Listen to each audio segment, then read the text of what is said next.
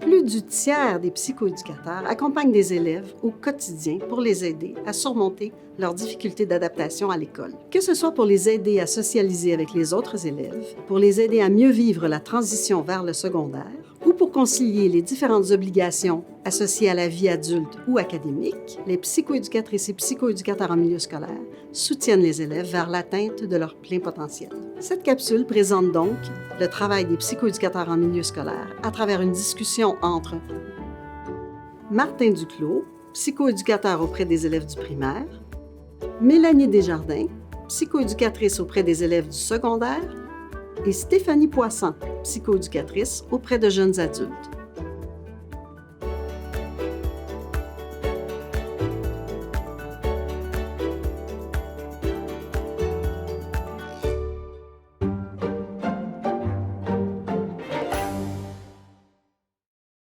Je m'appelle Martin.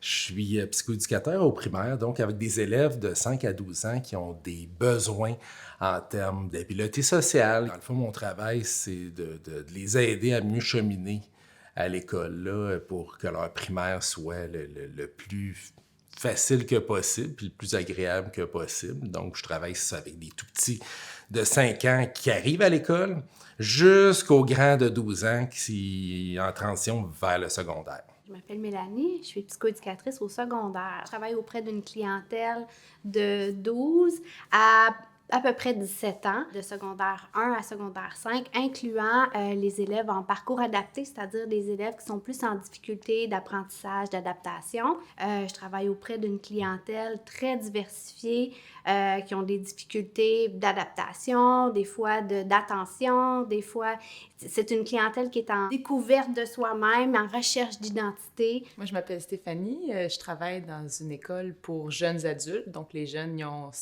entre 16 et 21 ans, puis c'est des jeunes qui ont eu des petits obstacles dans leur parcours scolaire, donc là, ils viennent terminer leur secondaire 3, 4, 5, à la fin du parcours du secondaire, avec nous. Ils ont chacun leurs défis qui expliquent pourquoi ils sont rendus dans notre école. Donc, ça peut être autant des défis dans leur vie personnelle, des défis d'apprentissage, des défis au niveau de la santé mentale, de la gestion du stress, de la consommation aussi. Puis, c'est vraiment la transition entre la vie adolescente à la vie adulte, là.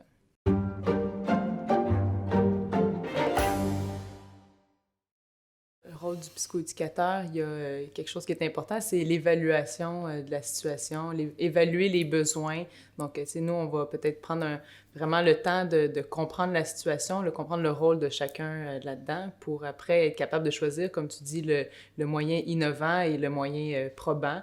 Donc, de combiner ce que les recherches nous disent à des moyens qui font preuve de créativité et tout ça. Mais ça, c'est grâce à notre évaluation des besoins et de la situation avec tous les partenaires. Fait que dans mon rôle, il y a autant évaluer une situation dans une rencontre individuelle confidentielle dans mon bureau, autant évaluer ce qui se passe dans une activité de groupe dans une classe ou même dans des activités de prévention qui se passent dans toute l'école. Donc, ça va être vraiment diversifié à différents paliers comme ça. En termes de rôle, il y a beaucoup le rôle conseil qui prend de la place. Donc, rôle conseil dans les plans d'intervention, par exemple, rôle conseil auprès des éducateurs spécialisés. Donc, ça inclut la formation auprès des éducateurs spécialisés. Mon rôle est aussi d'orienter l'équipe au niveau des orientations cliniques par rapport à une situation, par exemple, une situation d'urgence. Exemple, évaluer la situation suicidaire d'un élève. Ben en fait, c'est moi qui vais être appelée sur ce genre de situation-là pour que je puisse m'occuper de cet élève-là puis l'orienter vers les bons services ou les bons soins. C'est vrai que dans notre rôle, il faut être des gens qui vont être capables de garder notre calme parce qu'il peut y avoir des situations d'urgence comme ça ou des situations où les autres personnes autour de nous se questionnent ou moi, pour ma clientèle, en 16-21 ans, des fois, il y a des débuts de symptômes de santé mentale adulte, des fois des jeunes qui vont avoir des épisodes psychotiques ou des symptômes de dépression qui peuvent beaucoup inquiéter les gens autour d'eux.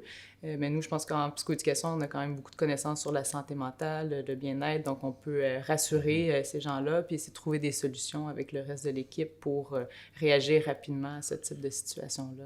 Ouais, fait qu'on a un rôle aussi justement de pédagogique au niveau de certains profs, certaines personnes, même certains parents, de leur faire comprendre, de leur expliquer c'est quoi la réalité de leur enfant, pouvoir la saisir autrement. Parce que des fois, ils voient, par exemple, un enfant par exemple, ils vont le trouver qui est têtu. Mais finalement, il n'est pas têtu, il y a des difficultés d'apprentissage, par exemple, ou certaines difficultés de comportement, mais qui sont reliées à une pathologie qu'on peut leur expliquer, donc leur permettre de réfléchir autrement, de comprendre, saisir autrement la problématique de leur enfant.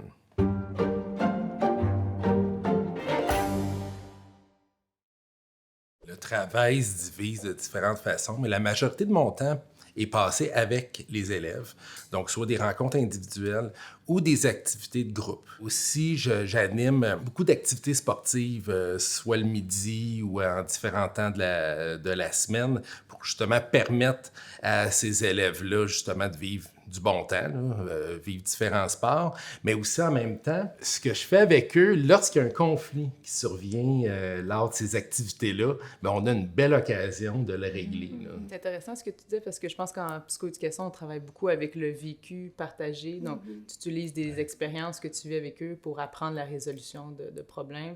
Je pense que ça, on peut le retrouver dans tous nos milieux aussi.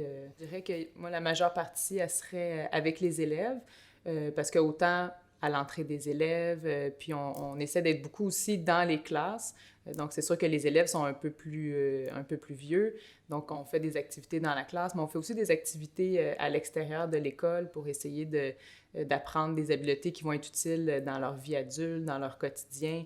Souvent, nous, les élèves, ils sont de passage à l'école, ils restent une session, 1 an, donc on essaie d'être dans le concret rapidement. La plupart du temps, je suis auprès des directions, auprès des enseignants, auprès de l'équipe d'éducateurs spécialisés, en fait, pour mettre des choses en place, mettre des services en place, coordonner tous ces services-là, entretenir des liens et des communications avec les partenaires externes, c'est-à-dire les services de la santé, les organismes communautaires, les parents, rédiger des notes. Puis c'est sûr qu'il y a aussi beaucoup de moments qu'il faut prendre pour la prévention, la promotion des saines habitudes de vie, parce que comme ça aussi, on permet de donner de l'information importante à la majorité des élèves.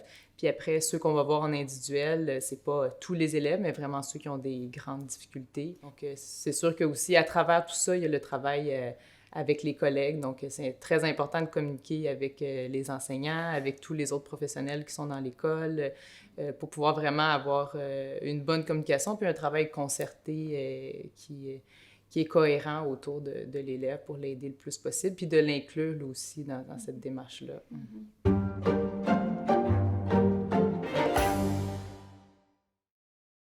Le plus possible, j'essaie d'être présente à l'accueil des élèves. Moi, je trouve ça bien important de les voir sortir de l'autobus, de les voir rentrer dans l'école, de les accueillir, surtout les élèves les plus vulnérables, je dirais, pour voir dans quel état ils sont. D'observer le personnel école aussi, accueillir ces élèves-là pour toujours aller vers du renforcement positif des élèves. Une fois que la journée est bien partie, je trouve que ça donne une influence sur le reste de la journée. Le quotidien se ponctue de rencontres prévues ou non, de rencontres avec des élèves parfois, de rencontres de comités, de rencontres de plans d'intervention, d'appels aux parents, d'appels aux partenaires externes, des organismes communautaires ou des services de la santé. Moi, au niveau du quotidien, il n'y a jamais 2 journées qui sont pareilles.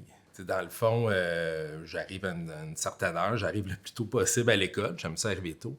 Donc, je vais rencontrer des profs certains matins, d'autres matins, je vais faire de la rédaction, ou faire des téléphones avant à des parents tôt le matin. Mais d'une journée à l'autre, là, c'est très différent parce que des fois, il peut y avoir une urgence, exemple, dans le cours d'école. Il y a un conflit qui était évidemment pas prévu à l'heure du jour, là. Donc, certains midis, je vais faire des ateliers avec des élèves. Des fois, après l'école, je vais rencontrer des élèves. Donc, moi, d'une journée à l'autre, là, il n'y a jamais 2 journées qui sont pareilles. Oui, moi aussi, c'est dur à prévoir. C'est sûr qu'il y a des choses qui sont prévues à l'avance, des comités ou des groupes de travail qu'on va prévoir à l'avance, mais sinon, la grande majorité de la journée, soit que j'avais des rendez-vous avec des élèves, mais c'est sûr avec des élèves qui ont des difficultés au niveau de la motivation scolaire, ils sont pas toujours présents à l'école non plus, pas toujours présents à mes rencontres. Fait que là, il faut changer de stratégie, puis les rejoindre d'une autre façon ou aller chercher d'autres élèves. Donc, c'est sûr qu'il y a des rencontres en individuel qui sont confidentielles dans mon bureau. Il y en a plusieurs par jour avec des élèves qui sont en plus grande difficulté. Mais j'essaie d'être aussi beaucoup dans les classes et dans les moments de transition, donc dans les corridors, dans l'entrée, parce qu'il y a beaucoup de choses qui se passent là. Je trouve que l'observation qu'on fait là est riche. On croise des élèves qu'on n'avait pas prévus, puis on réussit à faire des interventions dans des moments de transition comme ça. Ce que j'aime, moi, en milieu scolaire, c'est un milieu qui est dynamique, qui est vivant. Donc, le fait que d'une année à l'autre, d'une journée à l'autre, les choses soient complètement différentes. C'est comme toujours une nouvelle aventure, là, d'une journée à l'autre, mais une aventure extrêmement positive.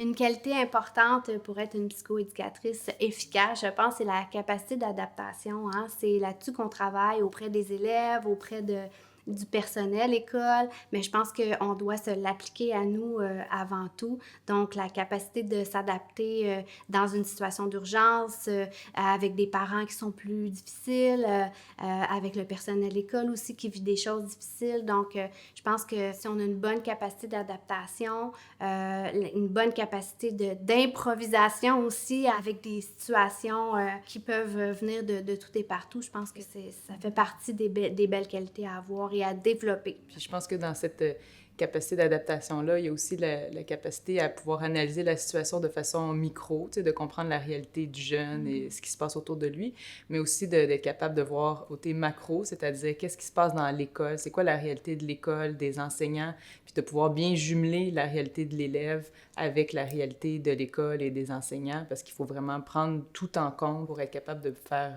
une bonne analyse puis mettre en place des bons moyens efficaces. Moi, je pense qu'il faut faire preuve d'une souplesse, hein? Parce que d'une journée à l'autre, les choses sont différentes. Donc, de ne pas avoir peur, justement, de poser certaines questions, de pouvoir réfléchir autrement que les sentiers habituellement abordés, là, de réfléchir à un paquet de questions qui n'ont peut-être pas été abordées précédemment. Donc, c'est des qualités qui sont importantes, ça, la souplesse, l'adaptation, de ne pas avoir peur d'une certaine ambiguïté et pas avoir peur de ne pas comprendre certaines choses, puis de continuer de se poser un paquet de questions. Je pense que ça fait partie des qualités qui sont tout de même importantes. Là. De faire preuve d'empathie et d'écoute, c'est important aussi. C'est ça, puis là, c'est ça le vécu partagé, finalement, qui fait partie intégrante de notre travail.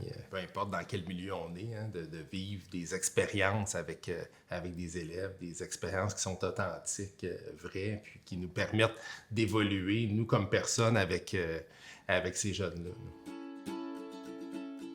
Dans le milieu scolaire, les psychoéducatrices et les psychoéducateurs ciblent les difficultés d'adaptation liées au contexte de l'école. Ils vont ainsi travailler en étroite collaboration avec toute l'équipe école.